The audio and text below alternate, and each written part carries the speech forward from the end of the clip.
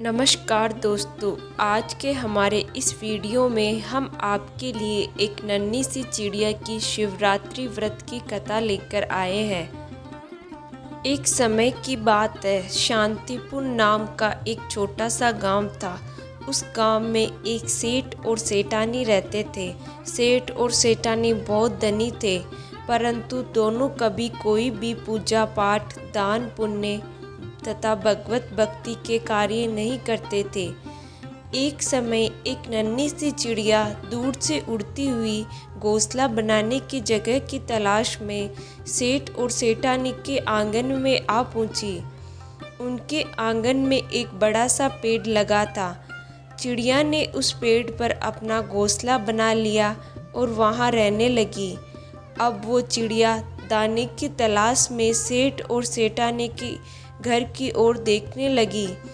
जब उसे सेठानी के घर से कुछ भी खाने को नहीं मिला तो वो आसपास के घरों में जाकर दाना चुगने लगी। एक दिन चिड़िया ने सोचा, ऐसा क्या कारण है, उसे इतने बड़े घर से अन्न का एक दाना भी नहीं मिल रहा है।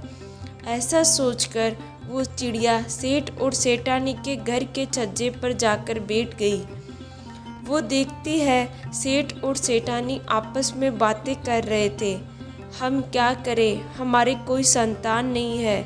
हमारे पास कितना सारा रुपया और पैसा है, लेकिन इसे भोगने वाला कोई नहीं। ऐसा कहकर सेठानी रोने लगी। सेठानी को रोता देख चिड़िया को बहुत दुख हुआ। अब चिड़िया रोज सेठ जी के घर के छज्जे पर जाकर बैठ जाती और उनकी बातें सुनती और देखती कि सेठ और सेठानी संतान की कामना से बहुत तड़प रहे हैं। सेठ और सेठानी की ऐसी दशा देखकर चिड़िया को उनके ऊपर दया आने लगी।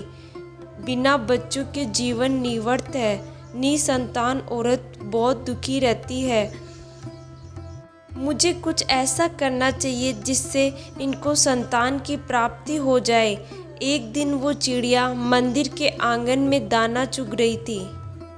तभी उसने पुजारी को कहते हुए सुना कि फाल्गुन का महीना शुरू हो गया है। कृष्ण पक्ष की चतुर्थी को महाशिवरात्रि का पर्व है।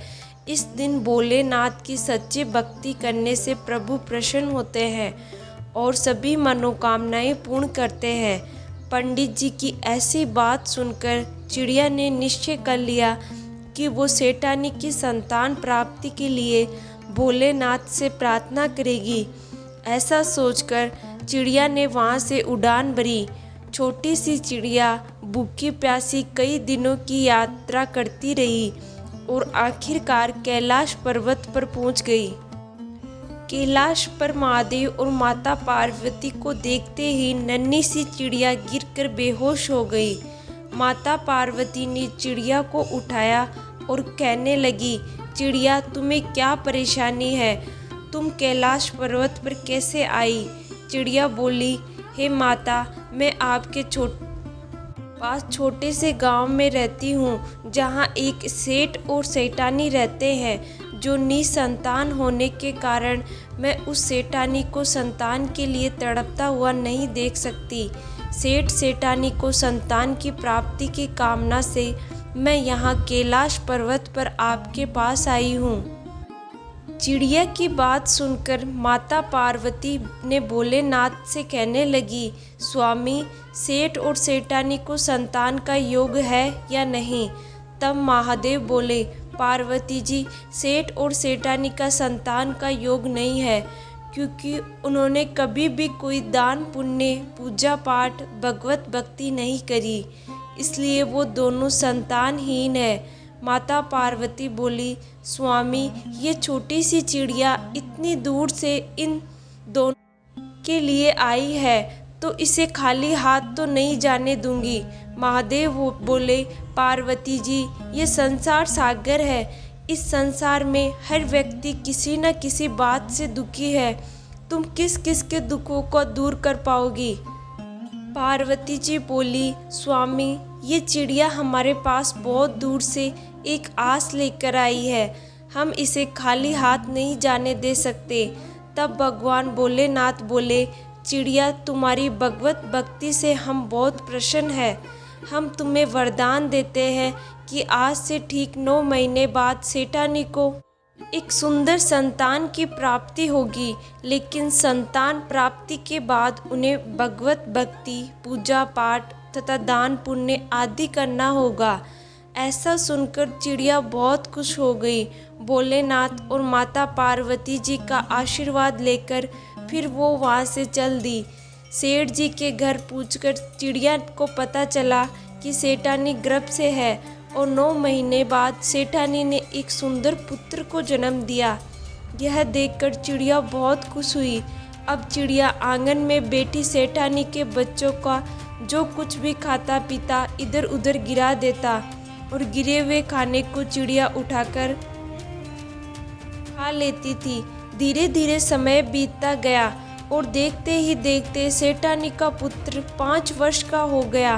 5 महाशिवरात्रियाँ आई और चली गई, परंतु सेठ और सेठानी ने कोई भी भगवत भक्ति, पूजा पाठ का कार्य नहीं किया।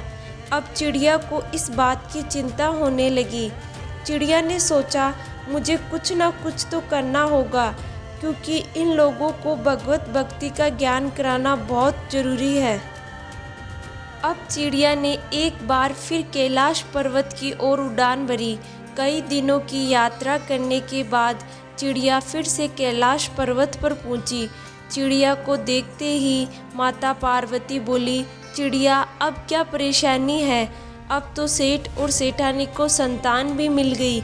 चिड़िया हाथ जोड़कर महादेव और माता पार्वती से प्रार्थना करने लगी और बोली, हे भगवान, मेरी एक समस्या है। सेठ और सेठानी ने पुत्र प्राप्ति के बाद भी भगवत भक्ति नहीं करी। मैं उन्हें ये बात कह नहीं सकती और वो ये दोनों बात समझ नहीं सकते, इसलिए आप दोनों को मेरे इस कार्य में सहायता करनी चाहिए। अब पार्वती भोलेनाथ से बोली कि चिड़िया की बात बिल्कुल सही है, लेकिन उन्हें ये आभास कैसे होगा? तब चिड़िया बोली, माता, आप और प्रभु दोनों उन्हें इस बात का आभान कराइए। वो अपने जीवन में कितनी बड़ी गलती कर रहे हैं। तब चिड़िया की बात मानकर माता पार्वती और शिव शंकर ने एक साधु और साधनी का वेश धारण कर लिया और दोनों सेठ सेठानी के घर पर पहुँचे और वहाँ जाकर उन्होंने भोजन करने इच्छा करने की प्रकट की। ये बात सुनकर सेठ और सेठानी बहाने बनाने लगे, इधर उधर देखने लगे। तभी उनका छोटा सा पुत्र बाहर आया और हाथ पकड़कर भोलेनाथ और माता पार्वती को अंदर ले गया और भोजन कराने के लिए बैठा। अपने बच्चे की इच्छा देखकर सेठानी ने भोलेनाथ और माता पार्वती को भोजन कराया। भोजन करने के बाद माता पार्वती और भोलेनाथ जब जाने लगे, तभी सेठानी बोली, हमसे कोई गलती हो गई तो हमें क्षमा करना।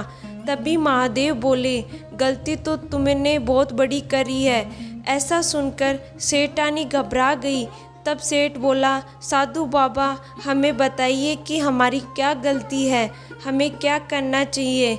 तब साधु बने भोलेनाथ बोले, तुम क्या समझते हो कि तुम्हारे नसीब में ये पुत्र था?